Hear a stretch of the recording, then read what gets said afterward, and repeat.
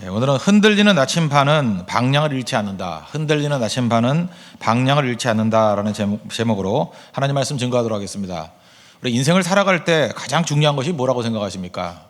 방향입니다. 우리 여행을 할 때도 마찬가지죠. 방향만 잃지 않으면 조금 늦어도 갑니다.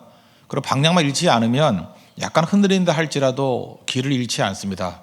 그러니까 시간 문제고 난관이 있고 없고의 문제지 목적지에 도착하는 것은 큰 문제가 없다는 것입니다. 흔들리는 나침반은 방향을 잃지 않는다. 그래서 이 나침반과 같이 흔들리잖아요. 떨긴 떨지만 우리 연약한 모습이 다 그렇지 않습니까? 그러나 나침반과 같이 방향만 잃지 않는다 그러면 우리가 최종적인 승리를 이룰 수 있다는 것입니다. 오늘 부활의 주님이 이제 베드로와 7명의 제자들을 만나는 사건입니다. 여기서 우리에게 인생의 방향, 사역의 방향을 보여주는 것 같습니다. 두 가지 방향인데 첫째는 예수님이 우리의 방향이라는 거예요. 그러니까 예수님 떠난 노력은 헛수고다. 이 방향 꼭 붙들라는 것입니다. 예수님 떠난 노력은 헛수고다. 예수님이 우리의 방향이다. 3절을 보십시오. 시몬 베드로가 나는 물고기 잡으러 가노라 하니 그들이 우리도 함께 가겠다 하고 나가서 배에 올랐으나 그날 밤에 아무것도 잡지 못하였더니 지금 제자들이 낙심했습니다. 그래서 예수님 더 바라보고 기다려야 되는데 언제나 낙심의 문제는 뭐냐면 대책 없이 떠난다는 거예요. 예수님 그 자리에 있어야 되는데 대책 없이 떠나서 옛날 직업으로 돌아갔죠. 고기나 잡으러 가자. 그래서 힘쓰고 애썼습니다. 근데 밤새 노력을 했지만 허탕이었다. 요한복음 15장 5절 보니까 나를 떠나서는 너희가 아무것도 할 수 없느니라. 포도나무와 가지 비유에서 말씀하셨죠. 나를 떠나서는 너희가 아무것도 할 수 없느니라. 그 말씀과 똑같다는 것입니다. 우리는 힘쓰고 애쓰면 되는지 아는데 그렇지 않습니다. 주님 떠나서는 아무것도 할 수 없다는 거예요.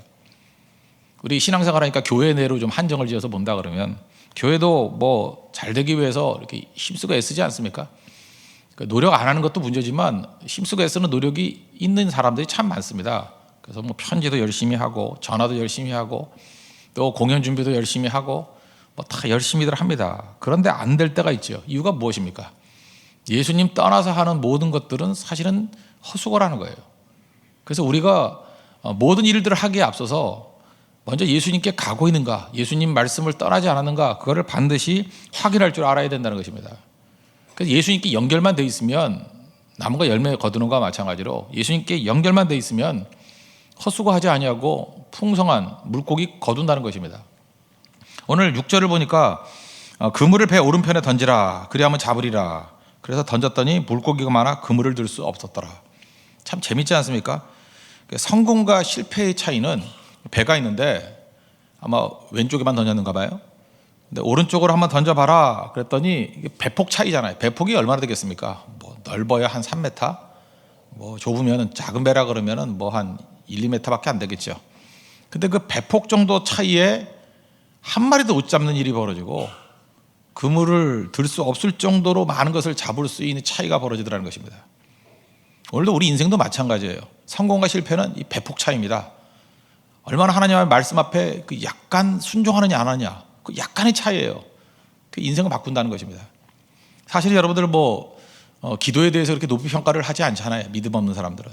근데 새벽에 나와서 하나님 앞에 겸손히 부르짖고 간구하는 자들에게 사실 시간적으로 이게 인내가 필요한 거라고요. 그런 사람들 오른편에 던진 거거든요. 그때는 풍성한 열매를 거두는데 기도의 자리를 떠났을 때 아무리 힘쓰고 애쓰고 이것저것 방법을 찾는데도 불구하고 헛수고일 수 있다는 것입니다.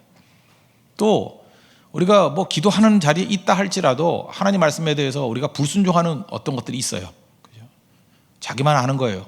그 말씀을 알고 있음에도 불구하고 일부러 이렇게 불순종할 때가 있지 않습니까? 그게 배폭 차이라고요. 불순종했을 때는 왼쪽입니다. 아무리 던져도 안 되는 거고 힘쓰고 애써도 안 되는 거예요. 그런데 오른편에 던졌을 때는 순종과 기도와 함께 던졌을 때는 그물을 들 수 없을 정도로 풍성한 고기를 거두고 열매를 거두게 된다는 것입니다. 작은 차이라는 거예요. 그 핵심이 어디에 있습니까? 예수님께 있다는 거예요. 우리의 방향은 예수님이다. 철저히 예수님께 가고 말씀대로 가고 그리고 예수님 철저히 의지했을 때 이런 승리가 임하게 된다는 것입니다. 우리가 사실은 알고도 불순종하는 것들이 되게 많지 않습니까? 다 알잖아요. 조금만 일찍 열심히 일어나서 기도한다, 주일 성수한다, 11조 한다, 선교한다. 이게 짐으로 다가오는 게 아니라 내게 주어진 어떤 그 가능성 중에서 하는 거예요. 뭐 이거 다 해야 된다는 얘기가 아니라 우리는 메시아가 아니잖아요. 하나님께서 우리에게 주신 그 기회들이 있을 때 조금 믿음 가지고 힘쓰면 할 수 있는 일들이거든요. 그걸 헌신이라 그러는데 몸을 드리는 거예요. 몸을 드리게 되면은 사실은 그게 별 차이가 없는 것 같이 보이는데 하나님의 축복과 은혜로 말미암아 열매가 거두게 된다는 것입니다. 저는 주일 성수도 그렇게 생각해요. 주님께서 6일 동안 일하고 7일째는 쉬라. 저는 이게 원칙이 맞다고 생각합니다. 끊임없이 일하고 끊임없이 노력해가지고 열매가 있는 게 아니라는 것입니다. 우리가 볼 땐 될 것 같지만 안 돼요. 공부도 그렇죠. 뭐 실컷 공부해봐야 뭐합니까? 하나님이 사용하셔야 되는 거죠. 그래서 최종적으로 하나님이 사용하신다는 생각을 가지면 하나님의 말씀대로 순종을 해야지 쓰임받을 거 아니에요. 우리나라가 잘 팔리는 게 뭐 휴대폰도 있지만 반도체 아닙니까? 반도체, 휴대폰 뭐 이런 거죠. 그 황금알을 낳는 산업이다. 그래서 승승장구하고 그랬습니다.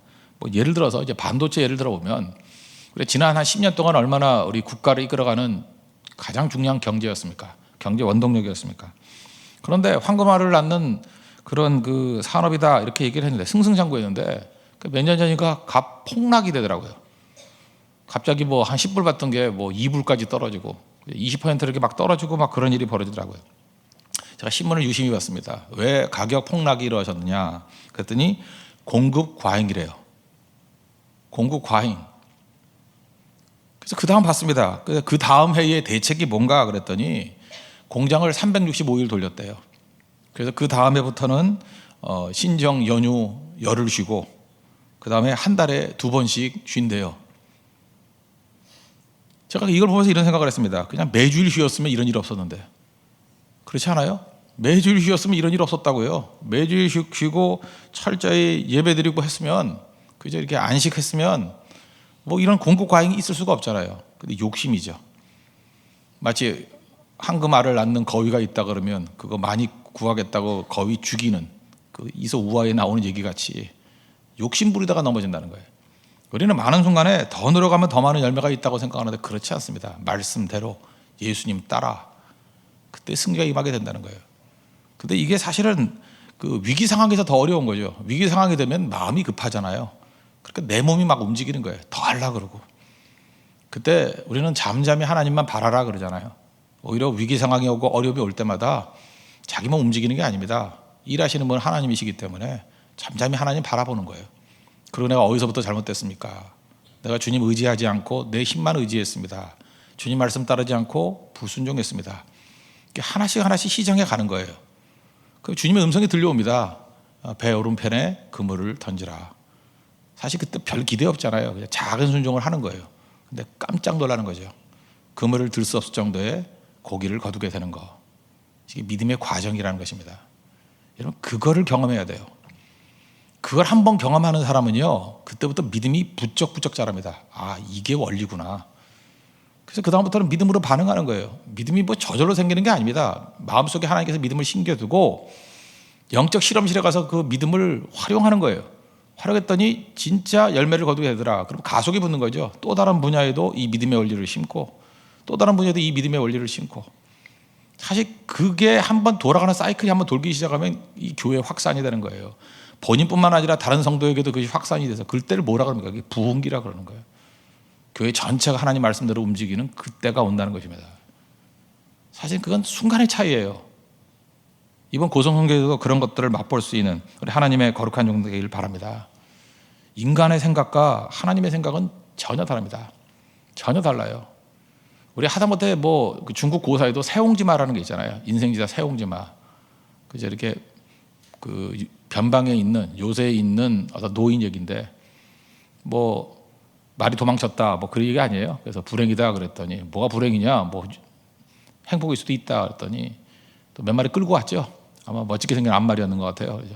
그래서 나머지 말 끌고 왔어요. 행복입니다 그랬더니 또 아니라 그러죠. 그 말 타다가 또 아들이 떨어져서 다리가 장애를 입게 되고 불행입니다 그랬더니 뭐 또 불행이 아니라 그랬죠. 또 뭐 아니요 전쟁 났더니 장애인이 돼서 전쟁 안 나가서 살았다고 뭐 그런 얘기 아니에요. 그죠? 우리가 생각하던 불행이 행복이고 행복이 불행이고 무슨 얘기예요? 쉽게 판단해서는 안 된다라고 하는 중국판 욥기예요. 함부로 판단하지 말라고. 그러니까 그 뿌리에는 뭐가 있냐면요. 하나님께서 우리에게 축복해 주시면 어떤 상황도 다 사용될 수 있다라는 거예요. 저는 뭐 이 산업체 얘기를 한다 그러면 옛날에 우리나라에서 그런 적이 있어요. 어떤 그 전자회사에서 지금 없어지는 회사인데 프랑스에 있는 1등 전자회사를 인수 합병한다라는 얘기를 들었어요. 그 회사가 톰슨이거든요. 톰슨이라는 회사는 그 굉장히 잘 나가는 회사였습니다. 미국에서 제일 큰 전자회사가 그 당시에 RCA라는 전자회사가 있었거든요. 그것도 소유하고 있어요. 그 브랜드도 갖고 있었어요. 그러니까 프랑스에서 대표적인, 우리나라가 삼성전자가 대표라 그러면 아마 프랑스의 대표인 건 톰슨일 거예요. 근데 그런 그 국민의 자존심이 있는 회사를 그 동양에 있는 작은 나라가 뭐 가져간다 그러니까 가만히 있겠습니까? 야당에서 들고 일어나고 민간단체에 들고 일어나고, 그래서 결국은 계약 파기가 돼버렸어요. 인수 못했다고. 그래서 굉장히 화가 났던 사람들이 있었습니다. 이거 계약했으면 계약대로 해야지, 저게 뭐냐. 그래서 굉장히 낙심해 있었는데 전화위복이 벌어졌죠.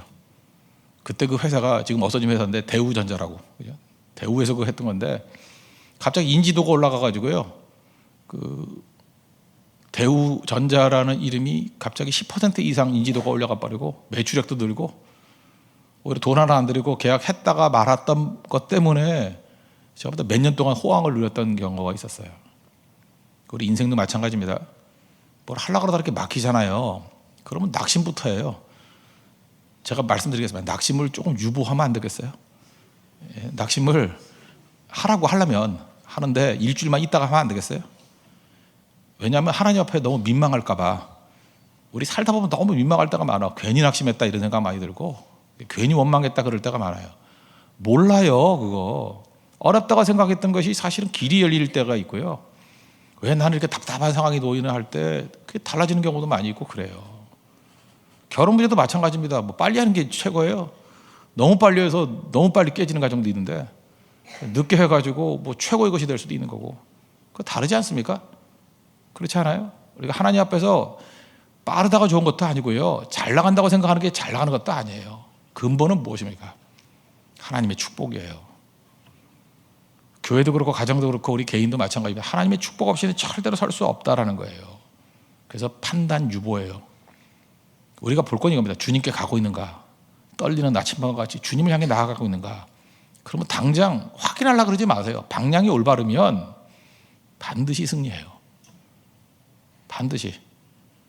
그래서 흔들리지 마십시오. 우리가 기도하다가 낙심하지 말라 그랬잖아요. 때가 이름에 거두리라. 절대 낙심해서는 안 된다는 거예요. 우리가 방향만 예수님께 간다 그러면 한 장 승리할 수 있다는 것입니다. 주님께서 우리에게 배 오른편에 그물을 던지라 그럴 때 왜요? 뭐 때문에 잠깐 묻지 말고 순종하십시오. 이 순종을 통해서 하나님의 기적을 맛볼 수 있다라는 것입니다.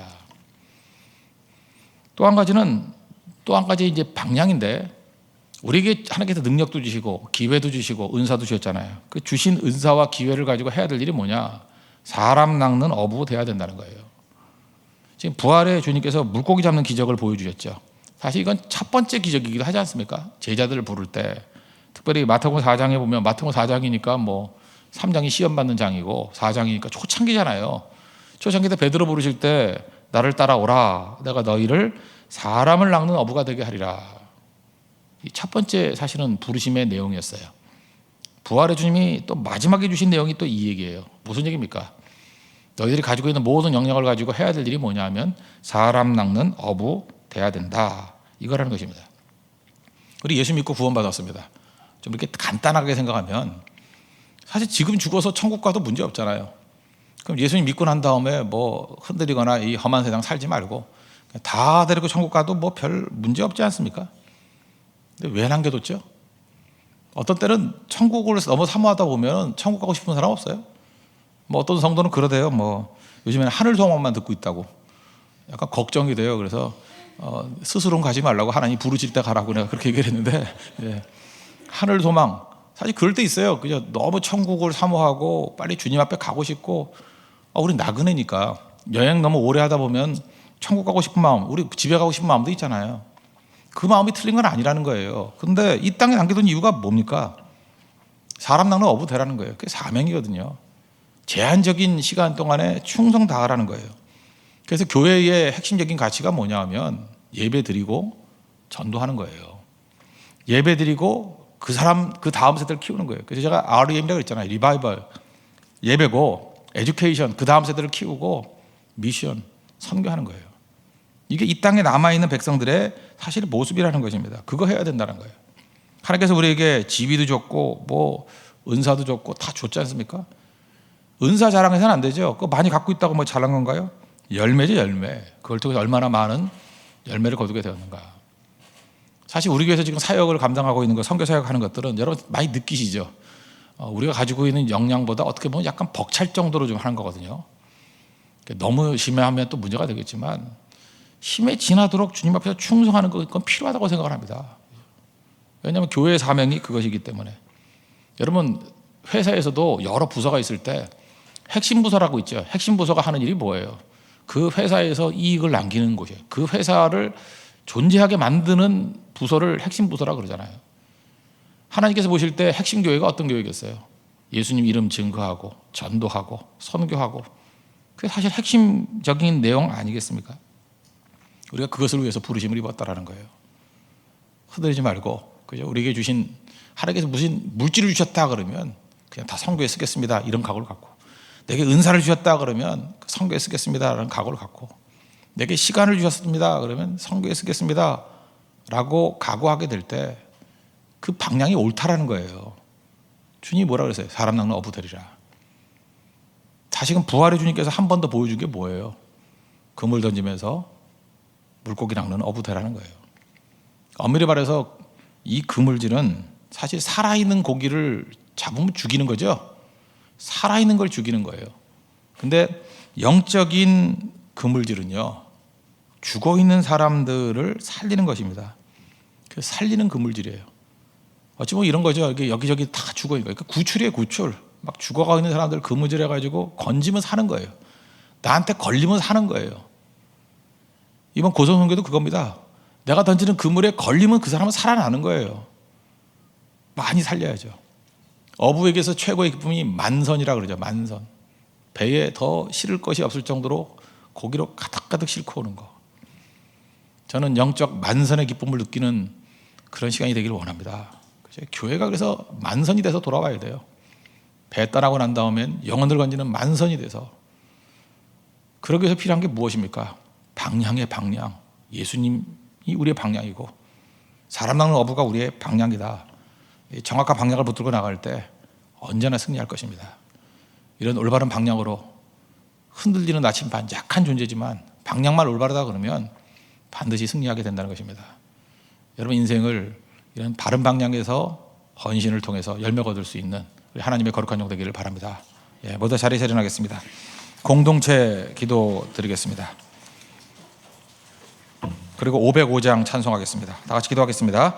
방향만 올바르면 늦게 가도 됩니다. 방향만 올바르면 흔들려도 곧 정상을 회복합니다. 바른 방향을 붙들게 하소서. 예수님이 우리의 방향입니다. 예수님 떠난 노력, 수고는 모두 허사입니다. 철저히 예수님을 따르고 의지하게 하소서. 작은 차이가 승리를 가져다 줍니다. 예수님이 축복하시면 이유를 설명할 수 없는 승리를 맛보게 됩니다. 이런 축복의 승리를 맛보게 하소서. 능력과 은사는 열매를 거두라고 주신 것입니다. 주신 능력과 은사를 사람 낚는 데 사용케 하소서. 힘의 유무보다 중요한 것이 힘의 사용 방향입니다. 사람 살리는 데 집중케 하소서. 누구나 핵심이 되기를 원합니다. 사람 낚는 어부 되면 핵심 됩니다. 나침반은 흔들려도 방향을 잃지 않습니다. 흔들리는 약한 우리도 예수님과 전도라는 방향 잃지 않게 하소서. 예수님의 이름으로 기도합니다. 아멘. 505장 찬송하겠습니다.